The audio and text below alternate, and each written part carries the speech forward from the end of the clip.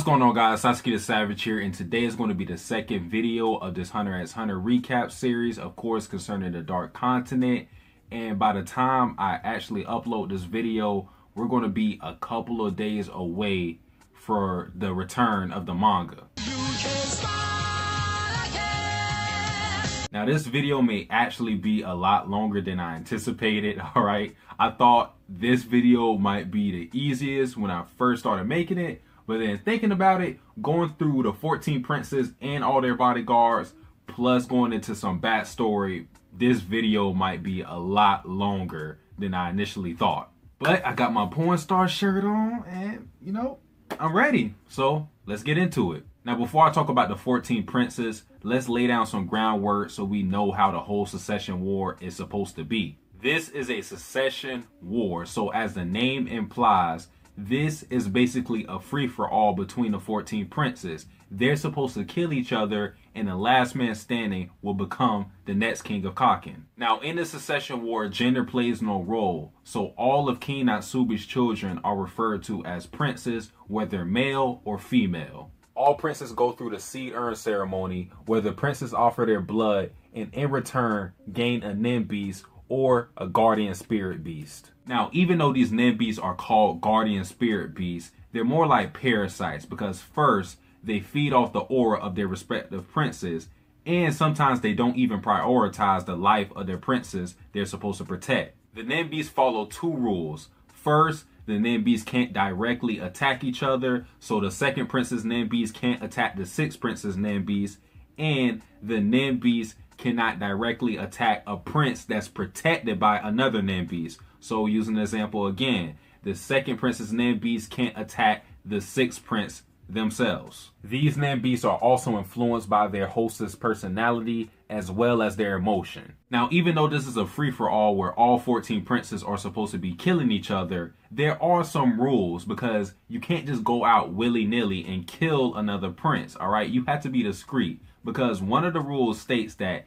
if any person is caught assassinating a prince, them and their whole family will be executed. So again, you have to kill a prince in secret. You can't just go out there and just murk any nigga that you want. Another rule is that a lower ranked prince can't call a higher ranked prince. So if you're the sixth prince, you can't call the second prince. And the last rule is that a dinner banquet will be held every Sunday and all princes must attend. Now, this is the last bit of important backstory that you need to know, all right? Since Kurapika wants to go after the fourth prince who has the scarlet eyes, he hired 5 other hunters to become bodyguards to assist him in getting close to the fourth prince. The 5 hunters hired were Izunavi, Kurapika's former nin teacher, Basho and Melody, of course they were a part of the Nostrade family, Hanzo, of course a former colleague in the hunter exam, and lastly Bisky, who was hired because of a recommendation thanks to Killua. Now let's talk about the Adam and Eve, or I should say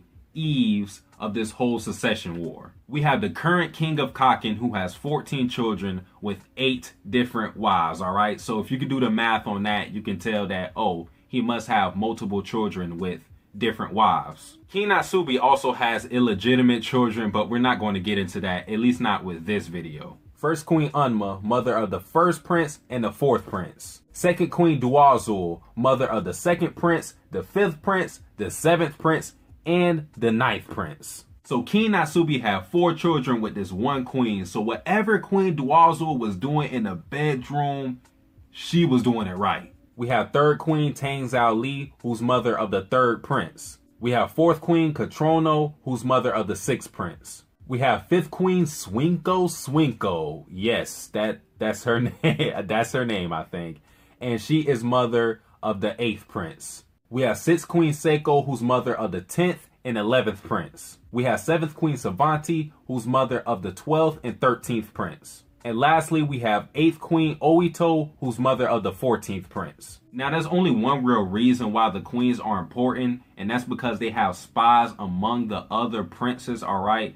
And honestly, the spy system with the queens is a little complicated, so I'll leave the picture directly from the manga because I still don't understand it. So maybe you guys can interpret it better than me. All right, now we can start getting to the hellish part, which is talking about the princes and their bodyguards. We have First Prince Benjamin, and to me, he's the most suited to win the Succession War. He has the most tools at his disposal, and since he's the firstborn, he is the leader of the Kakin military. Now, talking about his personality, he is impulsive. He is a person who will act on his emotions, but if you talk to him, he will start formulating logical decisions. Benjamin is also described as cruel, and he is not somebody who will negotiate with his enemies. Benjamin is also a nin user, and his ability is called Benjamin Baton. With Benjamin Baton, nin users who have pledged themselves to Benjamin when dying can pass their abilities to Benjamin. The required conditions for this ability is first, the user has to graduate from Kakin's Royal Military Academy and be members of Benjamin's private army. As for Benjamin's nin beast, we don't know its abilities at all as of yet, but I can say it looks pretty fierce. And so far in this whole Succession War, Benjamin's main enemies are the 2nd Prince, the 4th Prince, and the 14th Prince. Not really the 14th Prince, more of Karapika, but more of the same. Now, we're not going to talk about all of Benjamin's bodyguards. We're just going to talk about the most important ones. We have Balsamico, and he seems to be the leader of all the bodyguards, all right? Whenever Benjamin is about to do something really, really stupid, Balsamico pulls Benjamin to the side, and he's like, yo, hey, chill the fuck out. Here's what you should do. So he's kind of like Benjamin's guide, if you will. We have Bobby Mana, who's assigned to the 14th Prince, and I can't say much about him, but it does seem that he has some type of ulterior motive. We have Urinov or Furinov, and he's not assigned to a prince yet, but he's attending Karapika's nin classes. Urinov is very, very observant. Just, nigga, look at those eyes, all right? He's somebody who can tell someone's nin type just based on their aura. And even though it seems that all of Benjamin's bodyguards are very loyal to Benjamin, it seems like Urinov takes it to another level because he even referred to Benjamin as his father. Rihan, who's assigned to the 8th Prince, and we actually do know a little bit about him. He has an ability called Predator, which basically allows him to adapt to others' nin abilities, but it doesn't really work well against enhancers. We have this guy who does not have a name. I just call him Cubehead because look at this nigga's head, all right? He's assigned to the 9th Prince. He's keeping a good eye on the 9th Prince. And yeah, that's about it. We have Victor, who was arrested after, spoilers, the death of the 12th Prince. We have Muze, who got murked by the 2nd Prince. And we have Vincent, who was killed by Kurapika. Moving on to Bae, we have 2nd Prince Camilla. Now, her personality, alright, honestly, is that of a nut job. Like, Camilla is crazy. She thinks the whole world revolves around her to the point where she thinks that all the princes in the Succession War should just go kill themselves so that she won't have to go through the trouble of doing it herself. Camilla is also very impatient, as we can see when she tried to kill Benjamin outright by herself, no bodyguards. Now, Camilla's nin ability is a counterattack nin beast. After her death, this freaky cat comes up to you, it kills the attacker, and then it basically resurrects Camilla. As for the nin beast that was assigned to Camilla thanks to the Seed Urn ceremony, it is a manipulator, and once a person has met certain conditions, Camilla is able to control them at her will. But it doesn't even matter because Camilla is so confident in her own abilities that she doesn't even want to use her nin beast. Now, as for Camilla's bodyguards, we don't know shit about any of them. We can say, however, that they aren't as loyal as Benjamin's bodyguards. Moving on to the 3rd Prince, Zhang Lei. Now, Zhang Lei's personality is described as cold-blooded, but unlike Benjamin, he is willing to negotiate. And he is somebody consumed with luxuries and wealth. Of course, the black man has to be the one consumed with riches and shit, right, Tagashi? Now, Zhang Lei is not a nin user. His nin beast is a conjurer with the most vague ability I have ever heard of. It provides multiple abilities activated by multiple conditions. Somebody who possesses a coin and fulfills conditions will gain abilities. Yeah, I don't know what that means either. Zhang Lei also has an alliance with Kurapika. He has his bodyguards Sakata, Hashito, and Slacker assigned to Prince Wobble. Alright, next we got this motherfucker, the 4th Prince, with the hardest name to pronounce, alright? If y'all think y'all know how to pronounce his name, try it, alright? I think it's pronounced Saridnich, alright? I think that's how you pronounce it. I'm not sure. I've seen it pronounced as Serednik. I've seen it pronounced as Serednik. I don't fucking know. We're just going to call him the fourth prince. Alright, for the personality of the fourth prince, he is somebody described as a sociopath. This motherfucker is crazy. He literally has somebody's skin hanging up on a wall in a frame. This nigga crazy, young, red finger safety. Ha, this nigga is crazy, young. He kind of makes Hisoka look like a saint in comparison. Now, at first, he wasn't a nin user until one of his bodyguards taught him nin, theta, and after she started teaching him nin, she quickly realized that this dude was a genius. He is learning nin like it is second nature to him, alright? And we don't have any Hatsu abilities from him yet, but he was able to do the divination test, and from the looks of it, it looks like he's a specialist. As for his bodyguards, there are only really 3 important ones, alright? We have Theta, who's of course teaching him nin. We have Sarkov, who is a nin user. And we have Muhan, who got murked by an unknown assassin. Also, the fourth prince has an alliance with the fifth prince. And how could I forget about his lovely nin beast, alright? I don't think we know anything about its abilities, but it looks freaky as hell. Moving on to the fifth prince, Subepa.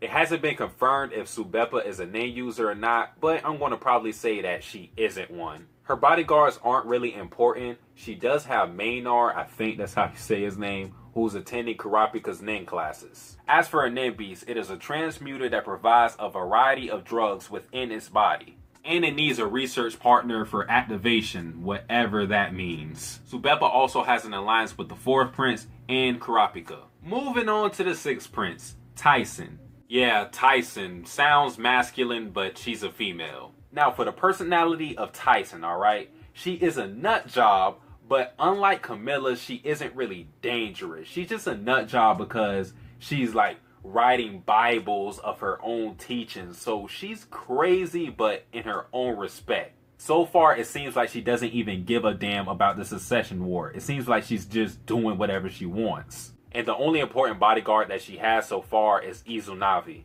As for her nin beast though, it's some weird looking eye thing, alright? And its ability is a little weird. It basically produces these little black whatever they are, and it sticks to you if you receive Tyson's Bible book. The beast collects aura from the host, granting them happiness, and the degree of happiness depends on how much of the book they've read. There's also severe punishment for those who break the book's one taboo. What that taboo is, we don't know. But I'm guessing that it's probably something really, really stupid. Moving on to the seventh prince, Lazarus. And again, with Lazarus, alright?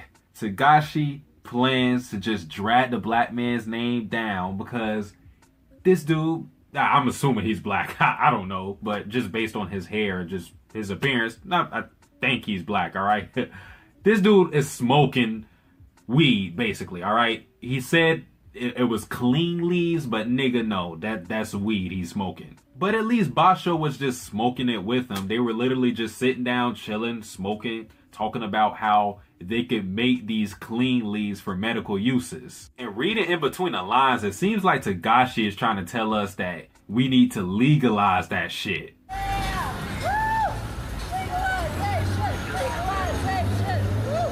Lazarus' bodyguards aren't really important, except for, of course, Basho and Satobi, who's currently attending Kurapika's nin teachings. It should also be noted that Lazarus plans to target his full-blooded sister, the fifth prince, Subepa. As for his nin beast, it is a conjurer with manipulator abilities. It makes a trap based on the target's desire, and if the target falls for the trap, the ability is then activated. Now, moving on to one of my favorites, alright, the eighth prince, Sale or Sale. I'm not really too sure on the pronunciation, but yeah, this dude is one of my favorites. The eighth prince is legendary, alright? This nigga sat in the bed with a whole bunch of bitches, and he said, and I quote, "That Secession War can choke on a dick. Fuck that shit."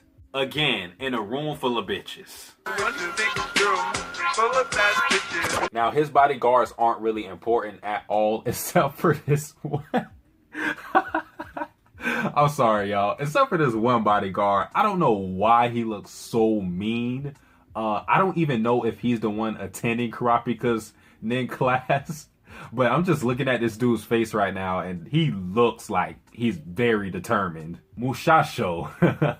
Mushasho. Yeah, you're doing your job right, buddy. As for his nin beast, it basically produces this smoke, and the more you inhale, the more favor you gain for the prince. So put it simply, it's basically like a love drug. The more smoke you inhale, the more you start to be like, hey, Sale doesn't look all that damn ugly. I might have to smash. No homo. I also had to note that the 8th prince said that he has a plan for winning the succession war. We don't know what that plan is, but considering his personality, I don't think it's going to be a good one, and I think it's going to blow up in his face. Now we go on to the 9th prince, Byrd. Now Byrd is a weird case because he has a history with the 4th prince, alright? But although he has that history, he seems to be a pretty noble guy. He doesn't even want to participate in this whole succession war. Byrd even went up to King Natsubi and told him, I don't want to be in this war. I refuse to kill my brothers and sisters. He even shed tears for Momose when she was killed. And although I say that he's noble and he might be a good guy, it may all be a front considering the look of his nin beast. I mean, seriously, like, look at his nin beast. Like, out of all the princes, his nin beast looks like it's the most ready to fuck somebody up. As for the nin beast ability, the more people with the mark of the feather, the greater the individual potential for them becomes. The mark on the bodyguards of Byrd is basically gained by them sharing the same will as Byrd. So I guess to put it simply, the more people you have like on the same page, the more people you have synchronized, the greater their individual talent becomes. Nothing really to note about his bodyguards, but he does have 2 of them, Yuhairai and Sejor, attending Kurapika's nin classes. For the 10th prince, we have Cacho. Now Cacho's personality is a little weird, alright? She puts up a front to where she acts bitchy and mean to everybody around her, but because her bodyguard is Melody, she's not really able to lie. Melody is able to tell that Cacho doesn't mean what she says, so when she's being mean to all of her bodyguards, she's really doing that so that they would protect Fugetsu instead of her. So again, on the outside, she acts very bitchy, but she really does care for her sister, Fugetsu.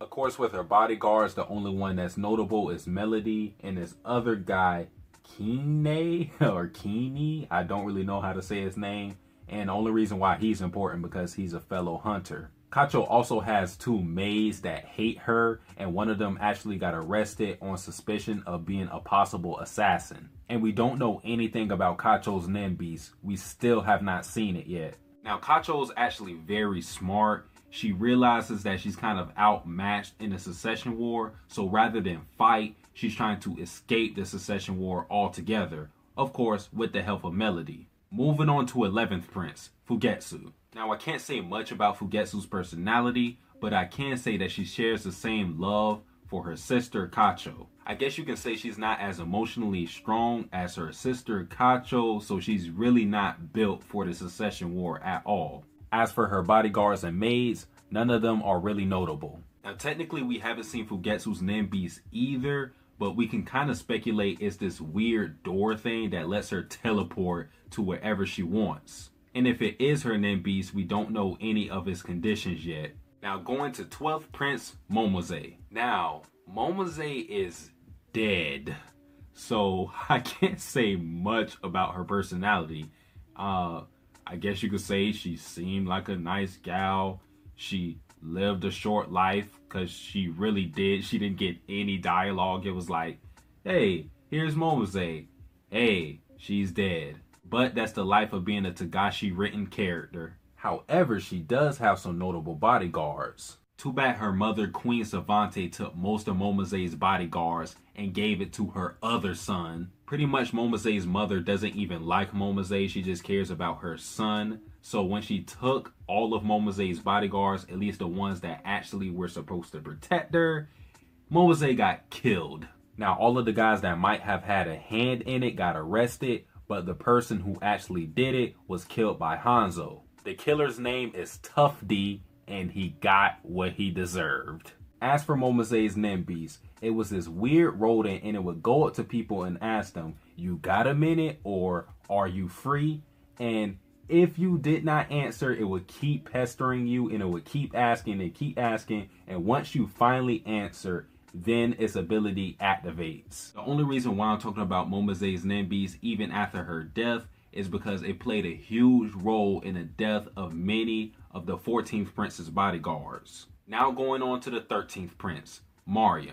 Now I can't say much about the personality of Mario because he's a kid. I guess you could say he just does kid shit, alright? We can say that he did get emotional after the death of his sister, Momose, because his Nimbies changed forms. Now Mario's Nimbies is a very, very weird case, alright? It's a dragon-looking creature and its ability is to basically create this pocket dimension thing, kind of. It changes the room that they're in into an isolated space where you can only exit. So when you try to enter, all you see is an empty room with the Nimbies inside. Mario's bodyguards unofficially are Hanzo and Verge, and officially he has Velarente or Bellarente as well as Bisky. Bisky is now going to teach the rest of Mario's bodyguards Nin, and this guy Bellarente or Velarente is attending Kurapika's Nin classes, and he might be Hisoka. I'm just throwing that out there. Now we move on to the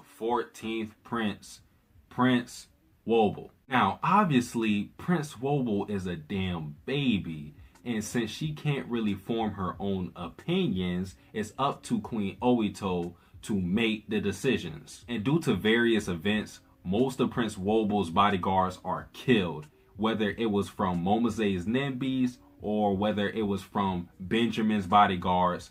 Most of them are dead. The only ones left are Bill and Kurapika. Bill seems like a nice dude, alright? He's helping Kurapika out a lot. Can't really say much about him. He seems like a pretty noble guy. Queen Obito, for the most part, is a normal person. She didn't know about Nin until the Succession War started, and she's kind of adapting to all of the craziness that's happening. However, thanks to Kurapika using his steel chain on Queen Obito, now she's able to use Nin. As for Kurapika, he still wants to go after the 4th Prince, but he's still trying his very hardest to protect Queen Obito and Prince Wobble. Kurapika went as far as to use Emperor Time, which we learned that 1 second of him being in Emperor Time cost him 1 hour of his life. Now, I haven't done the math, alright, but I think Kurapika has lost almost 4 years of his life just from doing some stupid shit with a cockroach on this boat. Kurapika also has these Nin classes where he's teaching bodyguards from different princes Nin, and the reason why he's doing this is because he wants to create a stalemate. And of course, Kurapika has an alliance with the 3rd Prince, the 5th Prince, and I guess you can say the 13th Prince as well. And right now, his main enemy is Benjamin. But guys, that is finally it for all the princes and all the bodyguards. I want to give a special shout out to GKingGon as well as Ghozt25 because they provided a lot of the information as well as the pictures I used in this video. So thanks to them, I was able to make this recap video. I will leave a link to their Reddit post in the description. But guys, that is it for this video. If you guys have any questions about anything I said in the video, if you guys have any corrections, comment that below. Stay tuned for the 3rd video whenever I post that. I'm going to post it before the Hunter x Hunter chapter comes out. So probably maybe Thursday, but we'll have to see about that. Guys, that is it for this recap. If you enjoyed this video, like, comment, subscribe. Satsuki the Savage, out.